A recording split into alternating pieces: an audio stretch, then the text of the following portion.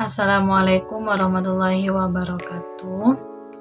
Di sini kami kelompok A akan mempresentasikan hasil observasi di SD Aisyah. Yang pertama yaitu latar belakang. Pembelajaran bahasa Arab di tingkat sekolah dasar SD ataupun Madrasah Ibtidaiyah MI ini memiliki peranan penting dalam perkembangan intelektual dan spiritual siswa. Bahasa Arab ini bukan hanya sekedar mata pelajaran bahasa, akan tetapi juga memiliki keterkaitan erat dengan pelajaran agama, terutama dalam memahami Al-Quran dan literatur keislaman. Namun, dalam praktiknya ini, pembelajaran bahasa Arab seringkali menghadapi berbagai tantangan. Beberapa kendala yang sering ditemui meliputi keterbatasan sarana dan prasarana, kurangnya buku panduan yang memadai, serta rendahnya motivasi belajar siswa terhadap mata pelajaran ini. Yang kedua yaitu ada tujuan observasi. Observasi ini dilakukan dengan tujuan sebagai berikut. Yang pertama yaitu untuk mengidentifikasi kebutuhan pembelajaran bahasa Arab di MI atau SD. Tujuan ini bertujuan untuk mengetahui kebutuhan yang mendukung keberhasilan pembelajaran di tingkat sekolah SD ataupun Madrasah Ibtidaiyah MI. Identifikasi ini mencakup aspek-aspek seperti metode pengajaran, ketersediaan bahan ajar, sarana dan prasarana, serta kemampuan guru dalam mengajarkan bahasa Arab. Dan juga melalui observasi ini diharapkan dapat ditemukan faktor-faktor yang dapat membantu peningkatan kualitas pembelajaran bahasa Arab di lingkungan SD atau MI ini. Yang kedua, menilai kelengkapan perangkat perencanaan pembelajaran. Tujuan ini berfokus pada penilaian terhadap kelengkapan perangkat perencanaan pembelajaran yang meliputi program tahunan, prota, program semester promes, silabus, dan rencana pelaksanaan pembelajaran RPP dalam kurikulum 2013 serta kurikulum merdeka, yaitu ada prota, promes, alur tujuan pembelajaran, dan modul ajar dalam kurikulum merdeka. Observasi ini dilakukan untuk memastikan bahwa perangkat pembelajaran yang digunakan oleh guru bahasa Arab di MI atau SD telah disusun dengan baik dan sesuai dengan standar kurikulum yang berlaku, sehingga dapat mendukung proses pembelajaran yang efektif dan juga efisien.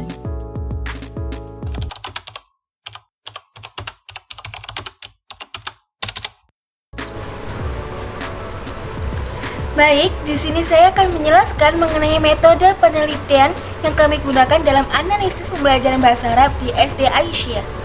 Di sini kami menggunakan dua metode penelitian utama, yakni metode wawancara dan metode observasi secara langsung. Mengapa kami menggunakan dua metode ini? Karena dengan dua metode ini kami dapat diberikan gambaran secara spesifik dari perspektif guru dan dari perspektif murid. Yang pertama yakni mengenai metode wawancara.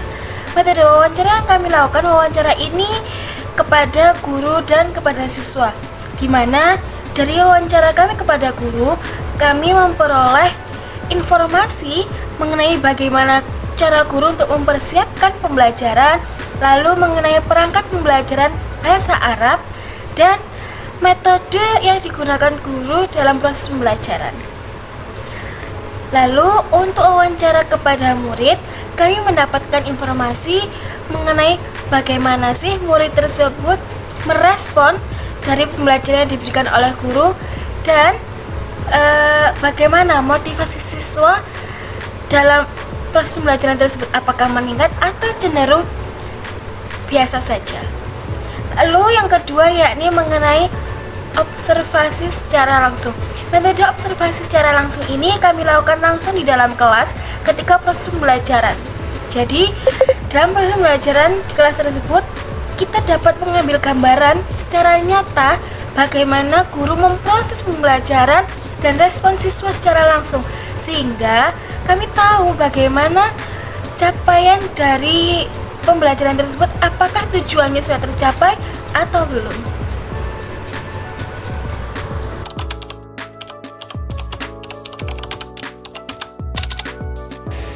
Hasil wawancara dengan guru.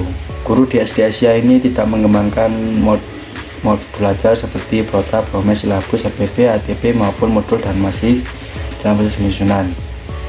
Guru di sini hanya membuat rangkuman atau ringkasan yang akan diajarkan pada siswa setelah masuk kelas.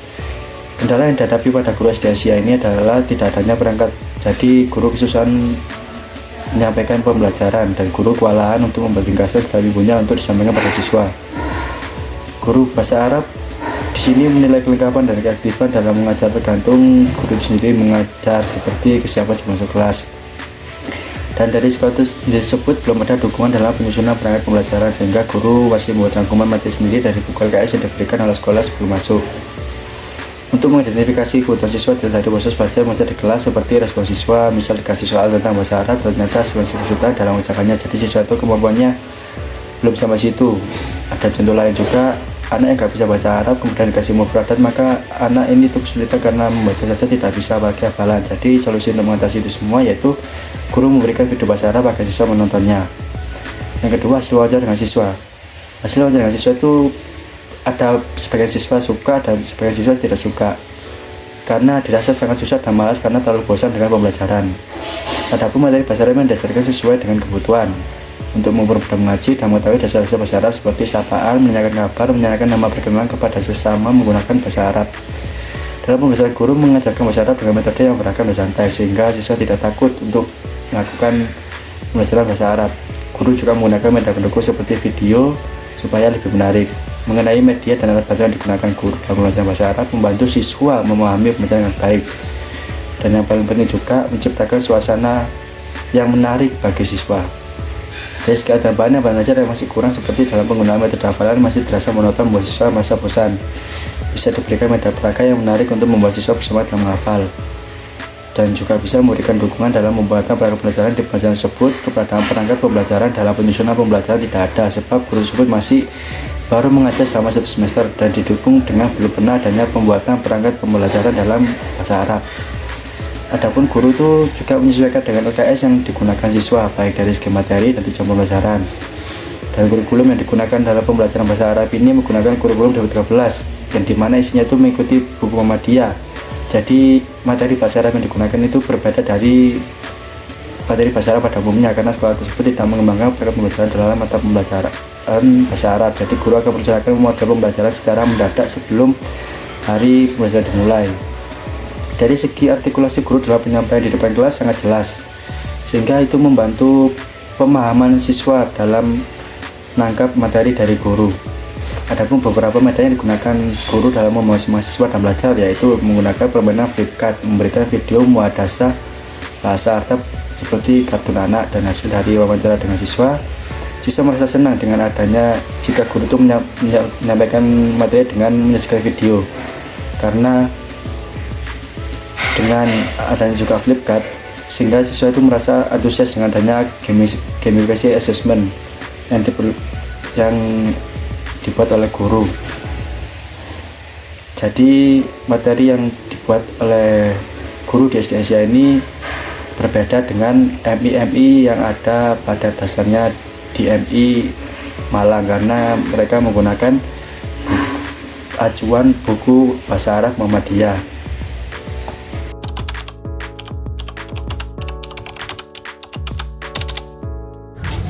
Baik, selanjutnya itu hasil penemuan. Dari hasil observasi ini ditemukan bahwa periode kurikulum yang sekarang ini masih ada sekolah yang belum mengembangkan perangkat pembelajaran. sehingga guru pun masih kesulitan dalam menentukan metode pembelajaran yang akan digunakan. Karena guru harus merencanakan secara mendadak sebelum hari pertemuan mata pembelajaran bahasa Arab tersebut.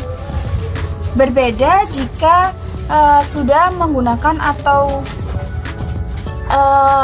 sudah mengembangkan perangkat pembelajaran seperti Promes atau Prota, pasti kegiatan pembelajaran akan lebih tertata karena sudah direncanakan dari sejak awal. Walaupun kembali lagi nantinya dalam pelaksanaannya akan kondisional dengan keadaan atau situasi dalam pembelajaran tersebut. Selanjutnya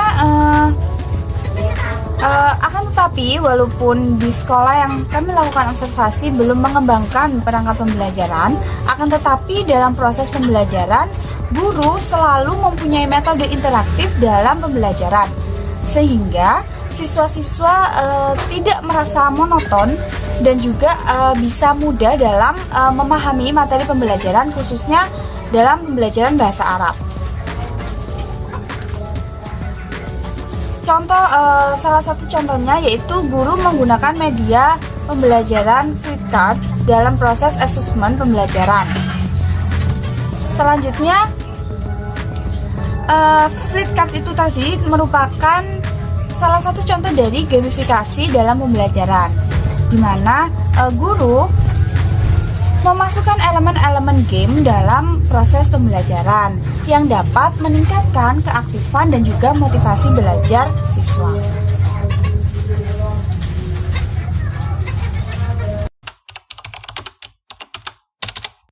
Saya akan membahas tentang rekomendasi analisis kebutuhan untuk mata pembelajaran bahasa Arab di MI Aisyah. Yang pertama, setelah hasil diskusi kami mendapatkan bahwa ada dua strategi yang cocok yang akan kami rekomendasikan untuk MI Aisyah. Yang pertama yaitu strategi pengembangan pembelajaran. Karena apa?